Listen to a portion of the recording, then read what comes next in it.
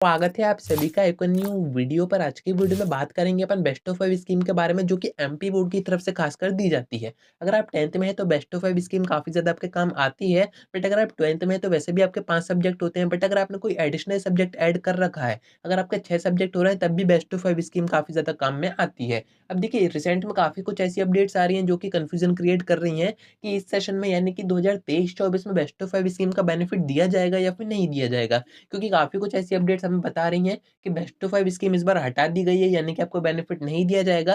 But MP board क्या कह रहा है, क्या कोई ऑफिशियल नोटिस जारी किया गया है, सारी चीज़ें आपको आगे बताता हूँ विद प्रूफ कि एमपी बोर्ड में इस बार बेस्ट टू 5 स्कीम का बेनिफिट दिया जाएगा या फिर नहीं दिया जाएगा।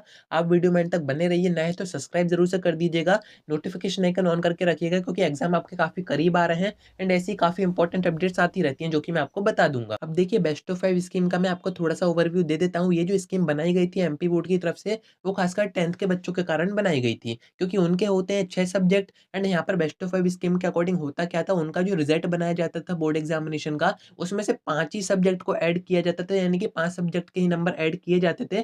5वें वो सब्जेक्ट होते थे जिसमें कि सबसे ज़्यादा नंबर आए हैं, एंड एक जो सब्जेक्ट बचता था 6th नंबर का सब्जेक्ट, उसको छोड़ दिया जाता था। या फिर बच्चा अगर उसमें फेल हो भी जाता है, यानी कि 6th सब्जेक्ट में अगर वो फेल हो जाता है, तब भी उसका जो रिजल्ट है वो पास का ही आता था। तो ये थी अपनी best of 5 scheme. And 12th की बात करें तो वैसे भी 5 सब्जेक्ट होते हैं, तो वहाँ पर बेस्ट ऑफ 5 काम नहीं करती है। बट अगर आपका एडिशनल सब्जेक्ट है, तब भी आपका जो रिजल्ट है वो 5 से ही बनाया जाएगा। 5 आपके मेन सब्जेक्ट से, एडिशनल सब्जेक्ट वहाँ पर ऐड नहीं किया जाएगा। बट रिसेंट में कुछ अपडेट्स आ रही हैं, कुछ बच्चों ने न्यूज़पेपर की मुझे कटिंग भी भेजी है एंड ये कुछ अपडेट भी आई थी, अभी स्क्रीन पर देख ही रहे हैं। इसमें अगर आप फोकस करेंगे तो इसमें सेंटर में आपको बताया जा रहा है कि इस सेशन में बेस्ट ऑफ 5 स्कीम बंद कर दी गई है, यानी कि बच्चों को अब सभी सब्जेक्ट में पास होना रहेगा। अब यहाँ पर सबसे ज़्यादा टेंशन हो रही होगी 10th के बच्चों को, खासकर उन बच्चों को जो कि किसी एक सब्जेक्ट में वीक हैं। जैसे कि कोई बच्चे होते हैं जिनसे मैथ्स नहीं बनता है या फिर साइंस नहीं बन रहा है, तो वो ये सोच रहे हैं कि अगर हम इस सब्जेक्ट में पास नहीं हो पाए तो हमारा जो रिजल्ट है वो फेल रहेगा, यानी कि हम 10th पास नहीं कर पाएंगे। तो देखिए, मैं आपको प्रूफ दिखा देता हूँ। एमपी बोर्ड की तरफ से एक ही ऑफिशियल नोटिस जारी किया गया है, जिसमें कि आपको बेस्ट ऑफ 5 स्कीम की इन्फॉर्मेशन दी गई थी। आप अभी नोटिस देख ही रहे हैं, डेट भी आप ऊपर देख सकते हैं। यहाँ पर आपको बताया जा रहा था कि इस सेशन में यानी कि 2023-24 में बेस्ट ऑफ 5 स्कीम तो एक्टिव रहेगी,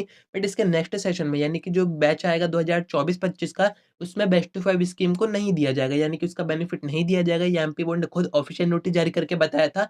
एंड ये जो अपडेट आप अभी देख रहे हो न्यूज़पेपर में कि बेस्ट टू 5 स्कीम हटा दी गई है, तो इस पर आप पूरी तरह भरोसा नहीं कर सकते हो। आप अभी इसको फेक ही मानिए, क्योंकि अगर ऐसा कुछ होता तो एमपी बोर्ड की तरफ से ऑफिशियल नोटिस आ जाता है। एंड एक बात मैं आपको और बता देता हूँ, बीच सेशन में कोई भी स्कीम नहीं हटाई जाती है। बीच सेशन से कभी भी कुछ भी चेंजेस नहीं किए जाते हैं, ना ही आपके बोर्ड एग्जामिनेशन के पैटर्न में, ना ही कोई स्कीम वगैरह ऐसी हटाई जाती है। तो आप इस बात से तो बेफिक्र हो जाइए। अगर आप 10th में हैं तो इस बार आपको बेस्ट टू 5 स्कीम का बेनिफिट दिया जाएगा। एंड अगर कोई और ऑफिशियल इन्फॉर्मेशन आती है एमपी बोर्ड की तरफ से, तो वो मैं आपको वीडियो के थ्रू बता ही दूंगा। बाकी इस चीज का मैं कंफर्मेशन कर चुका हूँ गवर्नमेंट टीचर से कि इस बार आपको बेस्ट टू 5 स्कीम का बेनिफिट दिया जाएगा। तो उम्मीद है कि आपको सारी बातें समझ में आ गई होंगी। आज की वीडियो में इतना ही।